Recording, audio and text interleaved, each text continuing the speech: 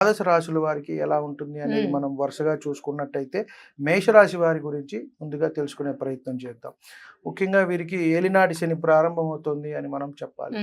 అన్ని విషయాల్లో కూడా జాగ్రత్తలు అనేది తీసుకోవాలి. ఆరోగ్యపరమైన సమస్యలు వస్తాయి, ధనమూలక ఖర్చులు ఉంటాయి, ధన రాబడి అయితే కొంత తగ్గుతుంది. చేసే వృత్తి వ్యాపారాల్లో కూడా చికాకులు, సమస్యలు అంటే అన్ని పనులు కూడా అయినట్టుగా ఉంటాయి, కొంత వెనకగా వస్తుంటాయి.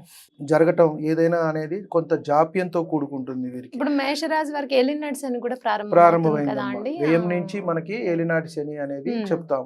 వ్యయంలో ఉన్నప్పుడు, జన్మంలో ఉన్నప్పుడు, ద్వితీయంలో మొత్తం 7.5 సంవత్సరాలు ఏలినాటి శనిగా మనం భావిస్తాం. ఇప్పుడు కుంభం నుంచి మీనంలోకి వచ్చింది కాబట్టి మేషరాశి వారికి మొదలైంది. కుంభరాశి వారికి చిట్ట చివరిది, మీనరాశి వారికి మధ్యలో వారి జన్మల్లో ఉన్నది కాబట్టి 2.5 సంవత్సరాలు అయింది, ఇంకా 5 సంవత్సరాలు ఉన్నది.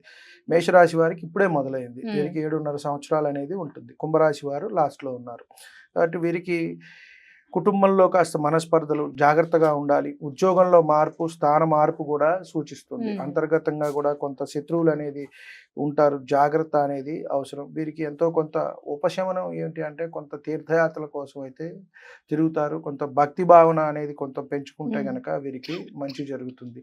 వీరికి పరిహారంగా మనం ఆంజనేయ స్వామి వారి ఆరాధన చేసుకున్నట్టయితే కొంత ఈ శని ప్రభావం నుంచి, ఉధృతి నుంచి కొంత ఉధృతి అనేది తగ్గుతుంది అని మనం చెప్పవచ్చు.